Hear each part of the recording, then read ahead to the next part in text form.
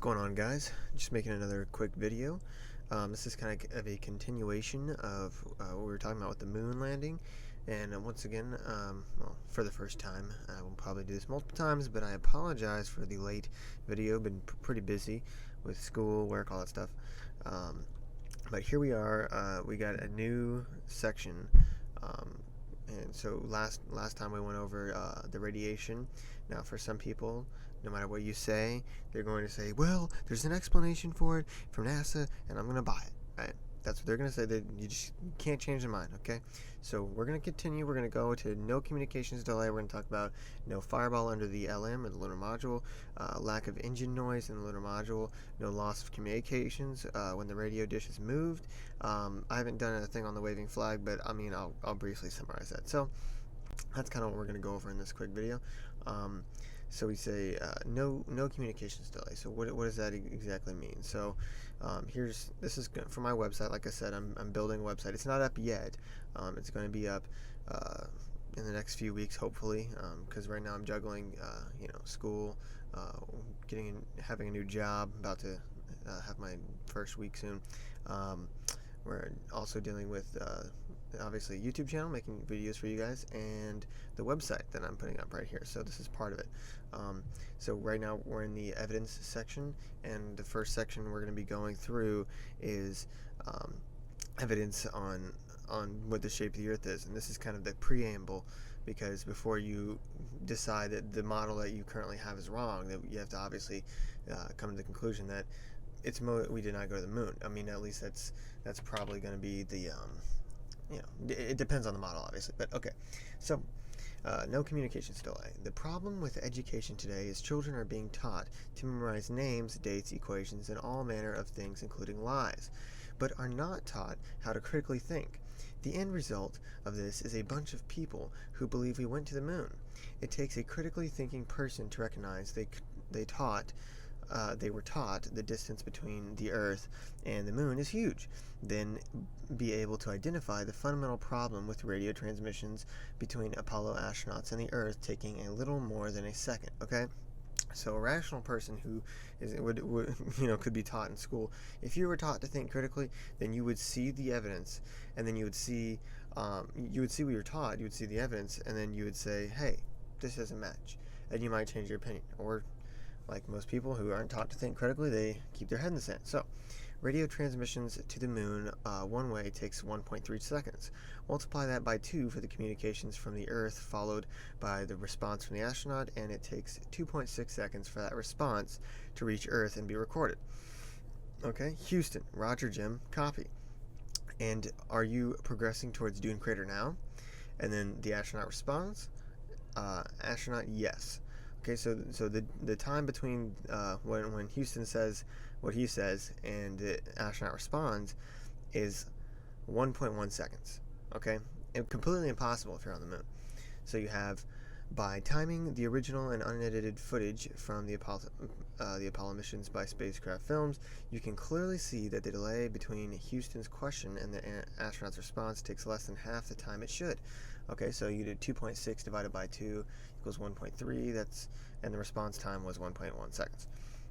Okay, so the astronaut could not have been transmitting their communications from the moon, as the delay we should see in the original edited footage does not exist. NASA reloaded the communications later in the Apollo journal and inserted a 4-second delay into the same transmission. If that alone does not give you pause, you are most likely beyond reach. Okay, so like I kind of mentioned in the previous video, is that they inserted a 4-second delay, and so that's kind of what we're talking about here.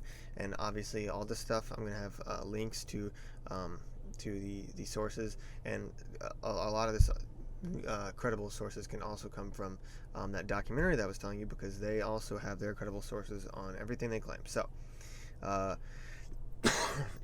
COVID, continuing on, no fireball under LM.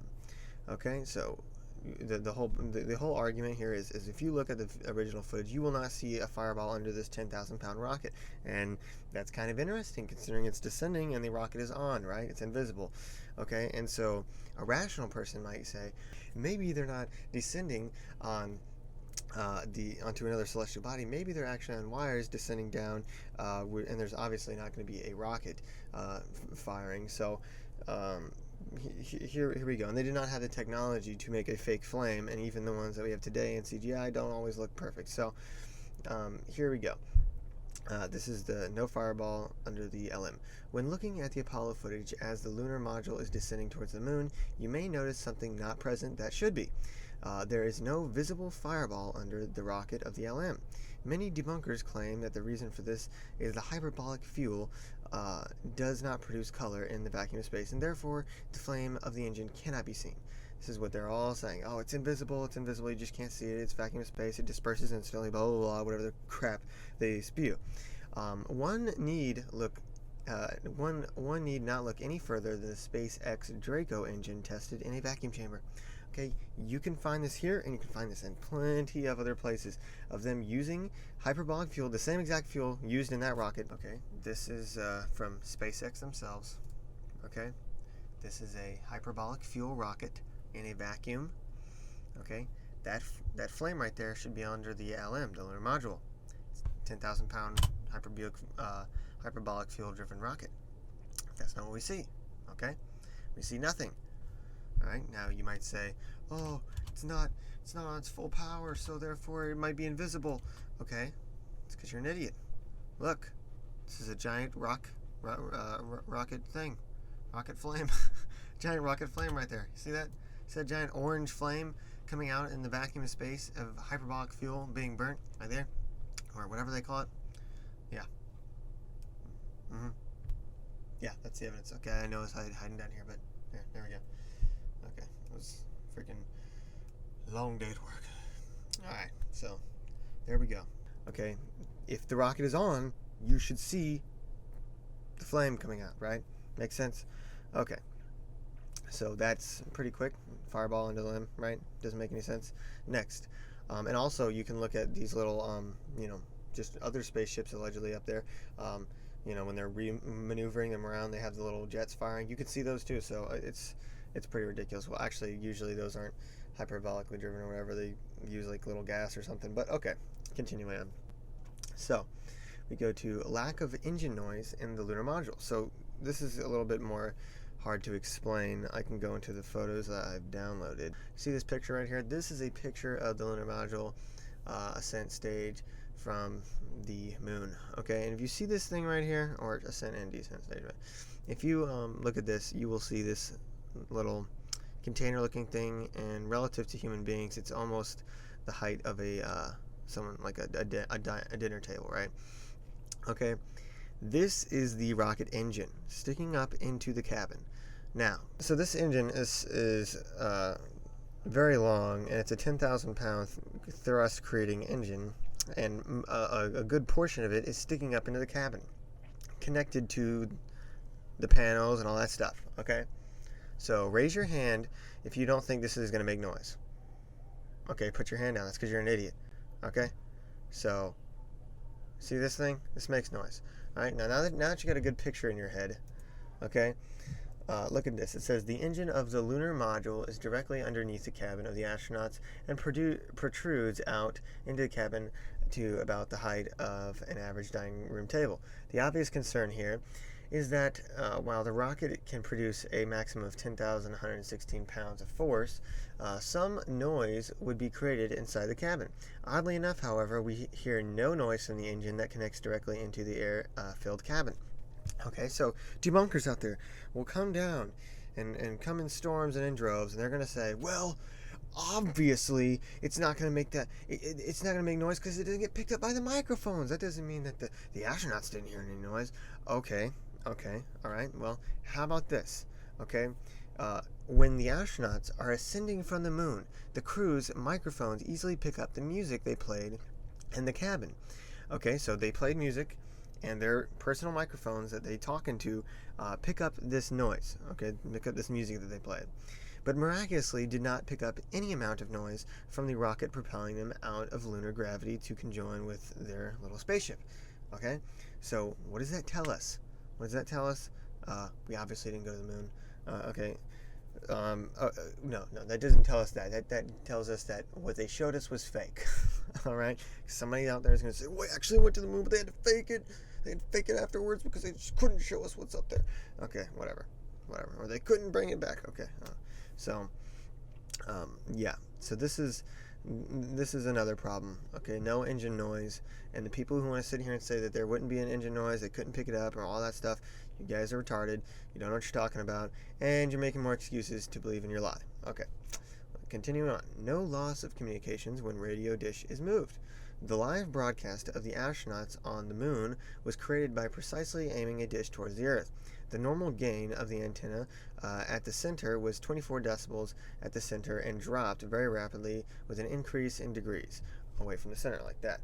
At just 10 degrees from the center, the frequency drops to 20.5 decibels. In order to get a connection, the astronauts had to very carefully line up the dish with the Earth using a scope according to NASA training manuals. So it was not kind of like a little, I'm at my house and it's the old days and I need these little antennas. And I'm trying to maneuver them and extend them as far as I can, and it's a thunderstorm and it's annoying as crap, so I'm going to try and put this thing up on the top of the armoire or whatever and just jiggle it around until I can watch my little kid show, right? That's not what this is, okay? This is not you trying to aim the antenna as a kid to watch your TV show, okay? This is they're aiming a dish precisely at a small dot, the Earth or whatever, so far and far away, and they need a scope to make sure that it's aligned, okay? They have to put the Earth within a small tiny dot on the scope. If it is not in that dot, they will not be talking to anybody, okay? That is how precise this is, and NASA they talk about this, okay? And here's the quote. So in order to get astronauts, they have to carefully line up the dish with the Earth using a scope according to NASA's training manual. Bore sighting the high-gain antenna to the Earth requires an optical aid since a full Earth subtends an angle of less than 2 degrees when viewed through the lunar surface. Okay, so basically, if this thing, if you knock this dish barely at all, if you move this dish an inch or less, basically, you're going to see a rapid signal degrade or complete termination of the signal. Okay, so it's kind of similar to when you're at home fidgeting with your antenna back in the old days, and you finally get it to right where it needs to be, so you can actually see what's going on and hear your show. But as soon as your brother comes in, or whoever, somebody knocks it over, or it falls over because it just wants to do that, and then it's gone again. Okay, it's kind of similar, except you're out in outer space. There's a gigantic, vast distance between you and the next object that you're trying to communicate with, and if you bump it even a little bit, then you're going to completely miss the Earth. Okay, that's basically what you're going to be on a different continent, and they're not going to get your signal. So, in simple terms, if this dish were knocked out of place by even a mere inch, connection to the Earth would degrade rapidly and terminate. When we observe the Apollo footage, however, we see a completely different story. The astronauts caused this antenna to shake violently in many different instances, which can be known by the fact that that both the TV camera and the antenna are mounted to the rover. If one moves, the other moves also. The camera shakes so violently on numerous occasions that if the Apollo missions were truly transmitting from the moon, connection would have been degraded and terminated many times. So basically, I guess I didn't go through this right off the bat, but this antenna that we're talking about, this dish that points towards the Earth and has a scope on it that they have to line up and they have to be trained to do, and they wrote all about it in their manual. If that thing is attached, it is attached to the rover that costs trillions and trillions of dollars. We don't know why, but that's how much it cost. I'll tell you why. It's because they want to take your money, and have an excuse. But they don't need an excuse. But anyways, okay, we're totally going off on a tangent. Let's just say the moon landing is a very, very large fraud on the American public, but continuing on, and that could be used as one reason why they faked it, addition to the ego and the representation on the world, whatever. Okay, let's stay on track with the dish, right? So this dish is attached to the rover, right? And then the camera, the TV camera that shows everybody the live footage of them being on the moon, is also attached to the rover. Now, if the camera moves, the antenna moves as well. Is that understood? Okay, so when you look at this thing, every time these astronauts go to get a tool, or they move, or something happens, they move the rover all the dang time when they're, doing whatever it is they're doing, and you see this camera shaking violently. And if you track a little mark, just like they do in the documentary, you can see it going up quite a bit up and down. And you can only imagine how much that antenna is doing the exact same thing, right? It's doing the same thing.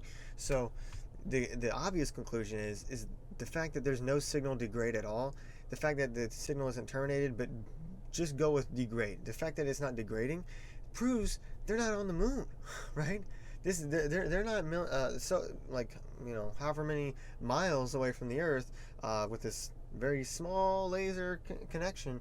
That's not what's going on here. So that is kind of going through that, and I really don't know what a debunker would say to this, other than BS, and not knowing what they're talking about, because we know that the signal is a very thin signal. It's a very, very narrow radio signal, and any amount of this way, that way, it's not going, right? It's not going. It was designed that way because it has to be powerful enough to get all the way over there, go through the radiation, go through the atmosphere, which, So anyways, next thing we'll summarize is the waving flag. So the waving flag, and I haven't written this article yet, so I'm just going to go over it. I might go over it in the next video because I'm probably going to start making a thing on this. But I don't want to put too much on here right away for my website. Definitely going to be promoting it on my channel. But I definitely want you guys to be able to come on here and see stuff that you haven't seen before. So I'm not going to put everything that I'm, writing on YouTube. But with the waving flag, we have this issue where people have said, "Oh, well, the astronaut walked by, and is it a electrostatic discharge? Is it blah blah? Is it this? Was he just close to it and he brushed it, or did he move it and it's still moving from no atmosphere?" We don't have to deal with that. We don't even have to deal with that. I mean, there is a good argument for some of those things that was not the astronaut, that couldn't have been discharged. You could argue those things, but people are still going to not believe you because they want to believe in a lie, and that's just how people work. Okay, how about we go to something like, say, what if there was a scenario where the astronauts were nowhere near this flag, and they had been gone for, let's throw something out there, 15 minutes. And not only had they been gone for 15 minutes, but we saw the flag stop moving. So you can't make the argument that it's had some residual kinetic energy that was still waving it around, and every now and then. No. Okay, let's say they're gone for 15 minutes. Let's say the thing had stopped moving. We had seen it stop moving. It wasn't moving. Okay. Yeah. What would you say then when it starts to move again? Oh, dude, it was aliens. Okay, that's because you're an idiot. Just saying. So, we actually have a scenario in which that happens. The astronauts came down, put their flag, did all their crap, dug around in the sand, and then they said, "Okay, it's time to go. We're ready to take back off, go back to Earth." And they're sitting in the lunar module, about to take off, and the camera's still on, and it's looking, and it has a very slight peripheral of the flag in the background, and so you watch this, and you can watch it. It goes on for 15 minutes, and every now and then the flag will wave into the picture view, because it's not in the picture view when it waves the other way, but it would wave in and would be in the picture view. It would stop moving, minutes and minutes and minutes and minutes go by, and all of a sudden it starts moving again. It goes back. How do you explain that? Okay, the answer is either you believe there's little green men that are invisible up there, or they didn't actually go, or that is fake footage, and they still obviously went, because obviously, I mean, just because all the evidence turned out to be fake doesn't mean we didn't go, obviously. I mean, like, duh, right? I mean, you're going to believe it either way, right? But, okay, for those of you out there who have a brain, are thinking critically, and used to believe, I really hope this is helping you out, because I'm sure everybody doesn't want to have to look at flat earthers for their evidence on why we didn't go to the moon. I'm sure people want some pretty credible, well, not pretty credible, but people want credible evidence, and I hope that I'm a good source for that, and I hope that, what is the guy's name? Massimo Muzuko, gotta go check that guy out as well. They're definitely, I'm not saying flat earthers don't have any good points. I'm just saying that everything they say is tainted by their idiotic ideas of water is always level. I mean, who says that? But anyways, I'm always railing on them. I know. Thank you for watching the video, and I'm going to upload 2 videos this week, so don't you guys worry, you're going to have more content than ever, because obviously there was a slight delay in me being busy. So thank you guys for watching, and stay tuned. I'm still working on this website, and I hope to get it out to you pretty soon. I will give you some updates. Thank you for watching.